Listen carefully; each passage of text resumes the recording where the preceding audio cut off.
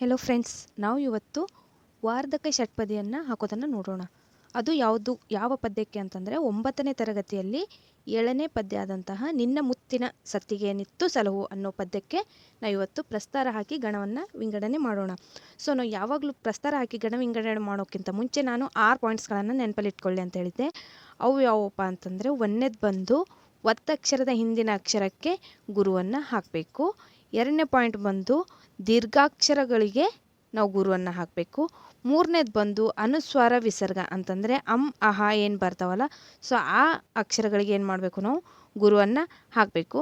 ಮತ್ತು 4ನೇ ಪಾಯಿಂಟ್ ಬಂದು ವ್ಯಂಜನಾಕ್ಷರಗಳ ಹಿಂದಿನ ಅಕ್ಷರಕ್ಕೆ ಅಂತಂದರೆ ಈ ರೀತಿ ಬರುತ್ತಲ್ಲ ವ್ಯಂಜನಾಕ್ಷರಗಳು, ಸೊ ಈ ರೀತಿ ಳ ಈ ರೀತಿ ಬರುತ್ತಲ್ಲ, ಈ ಅಕ್ಷರಕ್ಕೆ ಯಾವುದೇ ರೀತಿ ಗುರುಲಘು ಹಾಕೋದಿಲ್ಲ, ಇದು ಹಿಂದಿನ ಅಕ್ಷರಕ್ಕೆ ನಾವು ಗುರುವನ್ನು ಹಾಕಬೇಕು. ಮತ್ತು 5ನೇ ಪಾಯಿಂಟ್ ಬಂದು ಐ ಮತ್ತು ಅವುಗಳಿಗೆ ಏನು ಮಾಡಬೇಕು, ನಾವು ಗುರುವನ್ನು ಹಾಕಬೇಕು. ಮತ್ತು 6ನೇ ಪಾಯಿಂಟ್ ಬಂದು ಷಟ್ಪದಿಯ 3ನೇ ಮತ್ತು 6ನೇ ಸಾಲಿನ ಕೊನೆಯ ಅಕ್ಷರಕ್ಕೆ ನಾವು ಗುರು ಹಾಕಬೇಕು. ಅದು ಲಘು ಇರಲಿ ಅಥವಾ ಗುರು ಇರಲಿ ಅಂತಂದರೆ ಅದು ಅಕ್ಷರ ದೀರ್ಘಾಕ್ಷರ ಇರಲಿ ಹ್ರಸ್ವಸ್ವರ ಇರಲಿ ಏನೇ ಇರಲಿ, ನಾವೇನು ಹಾಕಬೇಕಪ್ಪ ಅಂತಂದರೆ ಗುರುವನ್ನೇ ಹಾಕಬೇಕು. ಓಕೆನಾ? ಸೊ ಈ 6 ಪಾಯಿಂಟ್ಗಳನ್ನು ನೆನಪಲ್ಲಿ ಇಟ್ಕೊಂಡು ನಾವು ಇವತ್ತು ಸಂಪೂರ್ಣ ಪದ್ಯಕ್ಕೆ ಏನು ಮಾಡೋಣ, ಗುರು ಲಘುವನ್ನು ಹಾಕೋಣ. ಓಕೆನಾ? ಸೊ ಮೊದಲೇ ಲೈನ್ ನೋಡಿ, ಇಲ್ಲಿ ಮೊದಲು ಗುರು ಹಾಕಿದ್ದೀನಿ, ಲಘು ಮತ್ತು ಗುರು. ಸೊ ಈ ರೀತಿ ಲಘು ಲಘು ಲಘು ಗುರು. ಯಾಕೆ ಗುರು ಹಾಕಿದ್ದೀನಿ ಇಲ್ಲಿ ಅಂತಂದರೆ, ಒತ್ತಕ್ಷರದ ಹಿಂದಿನ ಅಕ್ಷರಕ್ಕೆ ನಾವೇನು ಮಾಡಬೇಕು, ಗುರುವನ್ನು ಹಾಕಬೇಕು. ಸೊ ಇಲ್ಲಿ ನೋಡಿ, ಲಘು ಲಘು ಲಘು ಲಘು ಲಘು ಮತ್ತು ಗುರು ಗುರು ಲಘು. ನೋಡಿದ್ರ? ಸೊ ಈ ರೀತಿ ಹಾಕಿ ಈ ವಾರ್ಧಕ ಷಟ್ಪದಿ ಅಂತಂದರೆ ನಾವೇನು ಮಾಡಬೇಕು, 5 ಮಾತ್ರೆಗಣಗಳನ್ನು ನಾವು ಗುಂಪುಗಳನ್ನಾಗಿ ಮಾಡಬೇಕು. ನೋಡಿ, 2 3 4 5 5ಕ್ಕೆ ಒಂದು ಗುಂಪು ಮಾಡೀವಿ. ಇಲ್ಲಿ ಕೂಡ 5 ಇದ್ದಾವೆ, ಇಲ್ಲಿ ಕೂಡ 5 ಇದ್ದಾವೆ, ಇಲ್ಲಿ ಕೂಡ 5 ಇದ್ದಾವೆ. ಸೊ ಟೋಟಲಾಗಿ ಎಷ್ಟಾಗುತ್ತೆ, 20 ಆಗುತ್ತೆ. ಓಕೆ? ಸೊ ಈ ರೀತಿ ನಾವು 5 ಗಣಗಳ ಮಾಡಿದೀವಿ ಅಂತಂದರೆ ಅದು ಯಾವುದಾಗುತ್ತೆ ಅಂತಂದರೆ ವಾರ್ಧಕ ಷಟ್ಪದಿ ಆಗುತ್ತೆ. ಓಕೆನಾ? ಸೊ ಅದೇ ರೀತಿ ಸೆಕೆಂಡ್ ಲೈನ್ ಕೂಡ ನೀವು ನೋಡ್ಬೋದು. ಇಲ್ಲಿ ಗುರು ಲಘು ಗುರು, ಲಘು ಲಘು ಲಘು ಗುರು, ಇಲ್ಲಿ ಲಘು ಲಘು ಲಘು ಲಘು ಪೂರ್ತಿಯಾಗಿ ಲಘು ಹಾಕಿದ್ದೀನಿ, ಇಲ್ಲಿ ಗುರು ಲಘು ಲಘು ಲಘು. ನೋಡಿ, ಇಲ್ಲಿ ನಾನು ಗುರಿ ಎಲ್ಲೆಲ್ಲಿ ಹಾಕಿದ್ದೀನಿ ಅಂತಂದರೆ, ಈಗಾಗಲೇ ನಾನು ಏನು ಹೇಳಿದ್ದೇನಲ್ಲ 6 ಪಾಯಿಂಟು, ಆ 6 ಪಾಯಿಂಟ್ ಬಂದಲ್ಲಿ ಮಾತ್ರ ಗುರುವನ್ನು ಹಾಕಿರ್ತೀನಿ. ಉಳಿದಕ್ಕೆಲ್ಲ ನಾನು ಏನು ಹಾಕಿರ್ತೀನಿ, ಲಘುವನ್ನೇ ಹಾಕಿರ್ತೀನಿ. ಓಕೆನಾ? ಸೊ ಇಲ್ಲಿ ಕೂಡ ಏನು ಮಾಡಿದ್ದೀನಿ, 5 ಭಾಗವಾಗಿ ನಾನು ಡಿವೈಡ್ ಮಾಡಿದ್ದೀನಿ. ನೀವು ನೋಡ್ಕೋಬೋದು, 5 ಮಾತ್ರೆಗಳದ್ದು. ಗುರು ಅಂತಂದರೆ 2, ಲಘು ಅಂತಂದರೆ 1. ಓಕೆನಾ? ಇದು ನಿಮಗೆ ಗೊತ್ತಿದೆ, ಬೇಸಿಕಲ್ಲಿನೇ ನಾನು ಮುಂಚೆನೇ ಹೇಳಿದ್ದೀನಿ. ಓಕೆನಾ? ಸೊ ಅದ್ರ ಪ್ರಕಾರ ನಾನು ಡಿವೈಡ್ ಮಾಡ್ಕೊತ ಹೋದರೆ 5 ಒಂದೊಂದು ಗುಂಪುಗಳನ್ನಾಗಿ ಮಾಡಿದ್ದೀನಿ. ಸೊ ಇಲ್ಲಿ ಕೂಡ ಎಷ್ಟಾಗುತ್ತೆ, 20 ಆಗುತ್ತೆ. ಓಕೆನಾ? ನೆಕ್ಸ್ಟ್ ನೋಡಿ, 3ನೇ ಲೈನು. ಇಲ್ಲಿ ಗುರು ಲಘು ಲಘು ಲಘು ಮತ್ತು ಇಲ್ಲಿ ಕಂಪ್ಲೀಟಾಗಿ ಲಘು ಹಾಕಿದ್ದೀನಿ. ಇಲ್ಲಿ ಗುರು ಲಘು ಲಘು ಗುರು, ಇಲ್ಲಿ ಲಘು ಲಘು ಗುರು ಲಘು ಮತ್ತು ಲಘು ಲಘು ಗುರು ಲಘು, ಇಲ್ಲಿ ಕಂಪ್ಲೀಟಾಗಿ ಲಘು, ಕೊನೆಯಲ್ಲಿ ನೋಡಿ ಗುರುವನ್ನು ಹಾಕಿದ್ದೀನಿ. ಸೊ ಇಲ್ಲಿ ಯಾವುದೇ ರೀತಿ ಒತ್ತಕ್ಷರ ಇಲ್ಲ, ವ್ಯಂಜನಾಕ್ಷರ ಇಲ್ಲ, ಮತ್ತು ಅನುಸ್ವಾರ ಇಲ್ಲ, ವಿಸರ್ಗ ದೀರ್ಘ ಸ್ವರ ಏನೂ ಇಲ್ಲ. ಆದರೆ ಇಲ್ಲಿ ರೂಲ್ಸ್ ನಂಬರ್ 6 ಏನು ಹೇಳುತ್ತೆ ಅಂತಂದರೆ, ಷಟ್ಪದಿಯ 3ನೇ ಮತ್ತು 6ನೇ ಸಾಲಿನ ಕೊನೆಯ ಅಕ್ಷರ, ಇದು 3ನೇ ಸಾಲಿದೆ. ಸೊ ಹಾಗಾಗಿ ಈ ಕೊನೆಯ ಅಕ್ಷರಕ್ಕೆ ನಾನು ಏನು ಹಾಕಿದ್ದೀನಿ, ಗುರುವನ್ನು ಹಾಕಿದ್ದೀನಿ. ಸೊ ಇಲ್ಲಿ ಟೋಟಲಾಗಿ ಎಷ್ಟಾಗುತ್ತಪ್ಪ ಅಂತಂದರೆ, ಇದೊಂದು 30, ಇದೊಂದು 2 ಸೇರಿ 32 ಆಗುತ್ತೆ. ಓಕೆನಾ? ಸೊ 5 5 5 5 5 ಇದನ್ನು 5. ಓಕೆನಾ? ಇದು ಕೊನೆಯಲ್ಲಿ ಇದು 1 2 ಆಗುತ್ತೆ. ಓಕೆನಾ? ಟೋಟಲಾಗಿ 32 ಆಗುತ್ತೆ. ಓಕೆನಾ? ಸೊ ನೆಕ್ಸ್ಟ್ ಲೈನನ್ನು ಕೂಡ ಅದೇ ರೀತಿ ಇರುತ್ತೆ. ನೋಡಿ, ಇಲ್ಲಿ ಗುರು ಲಘು ಗುರು, ಲಘು ಲಘು ಗುರು ಲಘು ಗುರು. ನೋಡಿ, ಇದು ದೀರ್ಘಾಕ್ಷರ ಇದೆ, ಸೊ ಹಾಗಾಗಿ ಗುರು ಹಾಕಿದ್ದೀನಿ. ಇವೆಲ್ಲ ದೀರ್ಘಾಕ್ಷರಗಳಿಲ್ಲ, ಯಾವುದೇ ರೀತಿ ಏನೂ ಇಲ್ಲ, ಸೊ ಹಾಗಾಗಿ ಲಘು ಹಾಕಿದ್ದೀನಿ. ಇಲ್ಲಿ ನೋಡಿ, ಜಮ್ ಅನ್ನೋದು ಅನುಸ್ವರದಿಂದ ಕೂಡಿದೆ, ಸೊ ಹಾಗಾಗಿ ಗುರು ಹಾಕಿದ್ದೀನಿ. ಇದು ದೀರ್ಘಾಕ್ಷರ ಇದೆ, ಗುರು ಹಾಕಿದ್ದೀನಿ. ಇಲ್ಲಿ ಲಘು ಹಾಕಿದ್ದೀನಿ. ಓಕೆನಾ? ಈ ರೀತಿ ನೋಡ್ತಾ ಹೋಗಿ ನೀವು. ಇದಕ್ಕೂ ನಾನು ಅನುಸ್ವರ ಇರೋದ್ರಿಂದ ಗುರು ಹಾಕಿದ್ದೀನಿ. ಇದು ಲಘು ಹಾಕಿದ್ದೀನಿ, ಇದು ದೀರ್ಘಾಕ್ಷರ ಇರೋದ್ರಿಂದ ಗುರು ಹಾಕಿದ್ದೀನಿ. ಸೊ ಇದೇ ರೀತಿ ನಾನು ಕಂಪ್ಲೀಟಾಗಿ ಎಲ್ಲ ಕಡೆನೂ ಹಾಕ್ತಾ ಹೋಗಿದ್ದೀನಿ, ನೀವು ಅಬ್ಸರ್ವ್ ಮಾಡ್ಬೋದು. ಮತ್ತು ಪ್ರತಿಯೊಂದನ್ನು ನೀವು ಡಿವೈಡ್ ಮಾಡಿದಾಗ ಎಷ್ಟು ಮಾತ್ರೆಗಳು ಕಾಣ್ತಾ ಇದ್ದಾವೆ ನಿಮಗೆ? 5 5 5. ಪ್ರತಿಯೊಂದರಲ್ಲಿನೂ ಕೂಡ ನಿಮಗೆ 5 ಮಾತ್ರೆಗಳು ಮಾತ್ರ ಸಿಗುತ್ತೆ, 5 ಗುಂಪೇ ಸಿಗುತ್ತೆ. ಹಾಗಾಗಿ ಇದು ವಾರ್ಧಕ ಷಟ್ಪದಿ. ಇಲ್ಲಿ ಏನಿರುತ್ತಪ್ಪ ಅಂತಂದರೆ, 1ನೇ ಲೈನು, 2ನೇ ಲೈನು, 4ನೇ ಲೈನು ಮತ್ತು 5ನೇ ಲೈನು ಸೇಮ್ ಇರುತ್ತೆ. 3 ಮತ್ತು 6ನೇ ಲೈನು ಸೇಮ್ ಇರುತ್ತೆ. ಓಕೆನಾ? ಪ್ರತಿಯೊಂದು ಷಟ್ಪದಿಯಲ್ಲಿ ಕೂಡ ಇದೇ ರೀತಿ ಇರುತ್ತೆ. ಸೊ ವಾರ್ಧಕ ಷಟ್ಪದಿಯಲ್ಲಿನೂ ಕೂಡ ಇದೇ ಇರುತ್ತೆ. ಇದರ ಲಕ್ಷಣಗಳಲ್ಲಿ ಏನು ವ್ಯತ್ಯಾಸಪ್ಪ ಅಂತಂದರೆ, ಇಲ್ಲಿ 5 ಗುಂಪು 4 ಇರುತ್ತೆ, ಇವು 4ರಲ್ಲಿ. ಇಲ್ಲಿ 5 ಗುಂಪು 6 ಇರುತ್ತೆ, ಕೊನೆಯಲ್ಲಿ ಒಂದು ಗುರು ಇರುತ್ತೆ. ಓಕೆನಾ? ನೆಕ್ಸ್ಟ್ ನೋಡಿ, 6ನೇ ಲೈನು ಕೂಡ ಅದೇ ರೀತಿ ಇದೆ. ಇಲ್ಲಿ ಗುರು ಲಘು ಲಘು ಲಘು, ಗುರು ಲಘು ಗುರು, ಗುರು ಲಘು ಗುರು.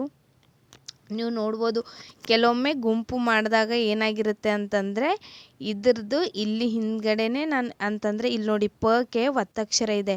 ಸೊ ಹಾಗಾಗಿ ಇಲ್ಲಿ ನೀಕೆ ನಾನು ಗುರು ಹಾಕಿದ್ರು ಮತ್ತೆ ಪಕ್ಕೆ ಮತ್ತೆ ನಾನು ಗುರು ಹಾಕಿದ್ದೀನಿ. ಯಾಕೆ ಅಂತ ನೀವು ಕೇಳ್ಬೋದು.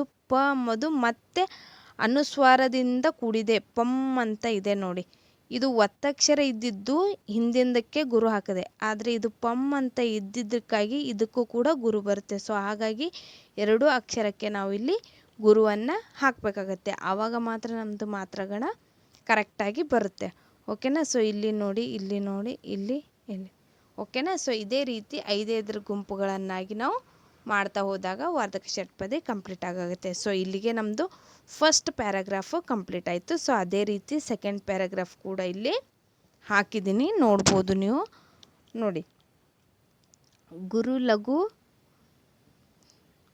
ನೋಡಿ, ಇಲ್ಲಿ ಫಸ್ಟು ಗುರು ಲಘು ಲಘು ಲಘು, ಮತ್ತು ಲಘು ಲಘು ಲಘು ಗುರು, ಗುರು ಲಘು ಲಘು ಲಘು, ಗುರು ಲಘು ಲಘು ಲಘು. ಸೊ ಪ್ರತಿಯೊಂದರಲ್ಲಿ 5 5 5 5 ಇದ್ದಾವೆ, ನೋಡ್ಕೋಬೋದು.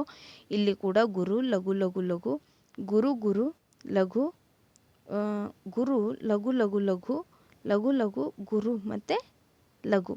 ಸೊ ಇಲ್ಲಿ ಕೂಡ 5 ನೋಡಿ. ಇಲ್ಲಿ ಇವು ಹಳೆಗನ್ನಡ ಪದಗಳಿದ್ದಾವೆ. ಸೊ ಇದು ಒತ್ತಕ್ಷರ ಅಂತ ತಿಳ್ಕೊಂಡು ಗುರು ಹಾಕೋದಿಲ್ಲ.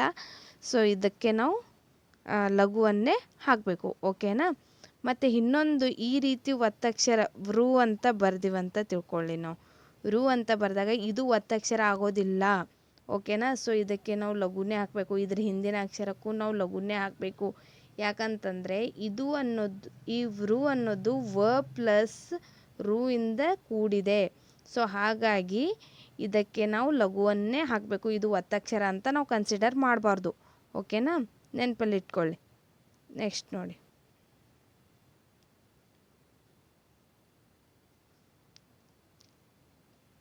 ಇಲ್ಲಿ ಗುರು ಲಘು ಲಘು ಗುರು, ಲಘು ಲಘು ಗುರು ಲಘು, ಲಘು ಲಘು ಗುರು ಲಘು, ಗುರು ಲಘು ಗುರು, ಲಘು ಲಘು ಗುರು ಲಘು, ಗುರು ಗುರು ಲಘು, ಕೊನೆಯಲ್ಲಿ ಒಂದು ಗುರು. ಇದು 2 ಮಾತ್ರೆದು ಇರುತ್ತೆ. ಓಕೆನಾ? ಸೊ ಈ ರೀತಿ ಇದು ಕೂಡ ಸೇಮಾಗಿ ರಿಪೀಟ್ ಆಗುತ್ತೆ. ಸೊ ಅದೇ ರೀತಿ ನಾನು ಪೂರ್ತಿ ಪದ್ಯಕ್ಕೆ ನಾನಿಲ್ಲಿ ಗುರು ಲಘು ಹಾಕಿದ್ದೀನಿ. ನೀವು ನೀಟಾಗಿ ನೋಡ್ತಾ ಹೋಗ್ಬೋದು. ಪ್ರತಿಯೊಂದರಲ್ಲಿನೂ 5 ಗಣಗಳು ಇದ್ದಾವೆ, 5 ಮಾತ್ರೆಗಳು ಇದ್ದಾವೆ. ಸೊ ಪ್ರತಿಯೊಂದನ್ನು ನೀಟಾಗಿ ನೋಡ್ತಾ ಹೋಗಿ. ಎಲ್ಲಾದರೂ ಡೌಟ್ ಇದ್ದರೆ ಕಮೆಂಟ್ ಮೂಲಕ ನನಗೆ ತಿಳಿಸ್ಬೋದು, ನಾನು ಅದಕ್ಕೆ ಕ್ಲಾರಿಫೈ ಮಾಡ್ತೀನಿ. ಓಕೆನಾ? ಸೊ ಇಲ್ಲಿ 4ನೇ ಲೈನು 5ನೇ ಲೈನ್ ಆಯಿತು. ಸೊ ಅದೇ ರೀತಿ ಇಲ್ಲಿ 6ನೇ ಲೈನು ಕೂಡ ನೀವು ನೋಡ್ಬೋದು. ಪ್ರತಿಯೊಂದರಲ್ಲಿನೂ 5 ಗುಂಪುಗಳಿದ್ದಾವೆ. ಓಕೆನಾ? ಸೊ ಕೊನೆಯಲ್ಲಿ ಒಂದು ಗುರು ಇದೆ. ಓಕೆನಾ? ಸೊ ಟೋಟಲಾಗಿ 32 ಗಣಗಳು ಆಗುತ್ತೆ. ನೆಕ್ಸ್ಟ್ ನೋಡಿ, ಅದೇ ರೀತಿ 3ನೇ ಪ್ಯಾರಾಗ್ರಾಫ್ ಕೂಡ ನೀವು ನೋಡ್ಬೋದು.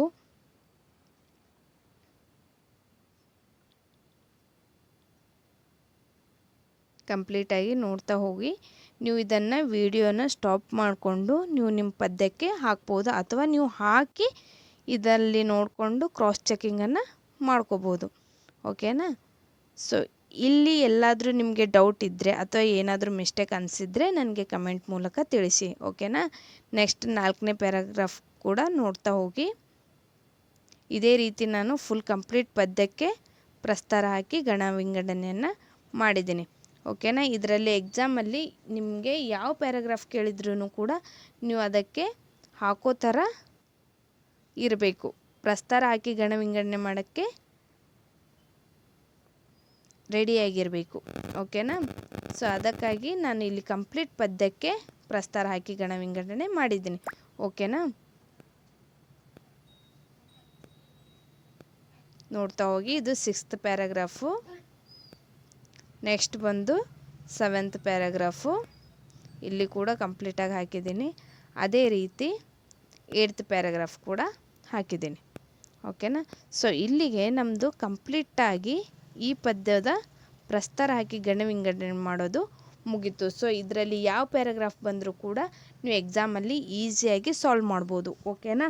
ಸೊ ಒಂದು ಸರ್ತಿ ಒಂದು ಪದ್ಯಕ್ಕೆ ಪೂರ್ತಿಯಾಗಿ ನಾವು ಹಾಕೊಂಡ್ಬಿಟ್ರೆ ನಮಗೆ ಟೆನ್ಷನ್ ಇರಲ್ಲ. ಎಕ್ಸಾಮಲ್ಲಿ ಯಾವ್ದು ಕೇಳಿದ್ರೂ ಕೂಡ ನಾವು ಈಸಿಯಾಗಿ ಅದಕ್ಕೆ ಪ್ರಸ್ತಾರ ಹಾಕಿ ಗಣ ವಿಂಗಡಣೆ ಮಾಡ್ಬೋದು. ಓಕೆನಾ. 5 ಗುಂಪು ಅಂತಂದರೆ ಅದು ವಾರ್ಧಕ ಷಟ್ಪದಿ. ವಾರ್ಧಕ ಷಟ್ಪದಿ ಯಾವುದಕ್ಕೆ ಅಂತೀವಿ, ಏನಂತೀವಿ, ಅದು ಹೇಗಿರುತ್ತೆ ಅಂಥೇಳಿ ಒಂದು ಕಂಪ್ಲೀಟಾಗಿ ವಾರ್ಧಕ ಷಟ್ಪದಿದೆ ಒಂದು ವಿಡಿಯೋನ ನಾನು ಮಾಡಿದ್ದೀನಿ. ಸೊ ಅದನ್ನು ನೀವು ನೋಡ್ಕೋಬೋದು. ಅದು ನೋಡಿದ ನಂತರ ಈ ಪದ್ಯವನ್ನು ಕೂಡ ನೀವು ನೋಡ್ಬೋದು. ಓಕೆನಾ. ಸೊ ಈ ಪದ್ಯಕ್ಕೆ ನಾನು ಪೂರ್ತಿಯಾಗಿ ಇಲ್ಲಿ ಪ್ರಸ್ತಾರ ಹಾಕಿ ಗಣ ವಿಂಗಡಣೆಯನ್ನು ಮಾಡಿದ್ದೀನಿ. ಸೊ ಇದನ್ನು ನೀವು ನೋಟ್ ಡೌನ್ ಮಾಡಿಕೊಂಡ್ರೆ ತುಂಬ ನಿಮಗೆ ಹೆಲ್ಪ್ ಆಗುತ್ತೆ.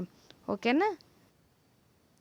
ಸೊ ಈ ಒಂದು ವಿಡಿಯೋ ನಿಮಗೆ ಹೆಲ್ಪ್ಫುಲ್ ಆದರೆ ಈ ವಿಡಿಯೋಕ್ಕೆ ಒಂದು ಲೈಕ್ ಮಾಡಿ, ಶೇರ್ ಮಾಡಿ, ಕಮೆಂಟ್ ಮಾಡಿ. ಮತ್ತು ಇದೇ ರೀತಿ ಹೆಚ್ಚಿನ ಗ್ರಾಮರ್ ಕ್ಲಾಸ್ಗಳಿಗಾಗಿ ಮತ್ತು ನಿಮಗೆ ಯಾವುದಾದ್ರೂ ಪದ್ಯಕ್ಕೆ ಗುರುಲಘು ಹಾಕೋದಾಗಲಿ ಅಥವಾ ಯಾವುದೇ ಒಂದು ಗ್ರಾಮರ್ ಟಾಪಿಕ್ ಬೇಕಾಗಿದ್ದರೆ ನನಗೆ ಕಮೆಂಟ್ ಮೂಲಕ ತಿಳಿಸ್ಬೋದು. ನಾನು ನೆಕ್ಸ್ಟ್ ವಿಡಿಯೋಗಳಲ್ಲಿ ಅವುಗಳನ್ನು ಅಪ್ಲೋಡ್ ಮಾಡ್ತಾ ಇರ್ತೀನಿ. ಓಕೆನಾ.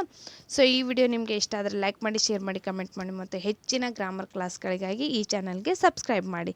Thank you.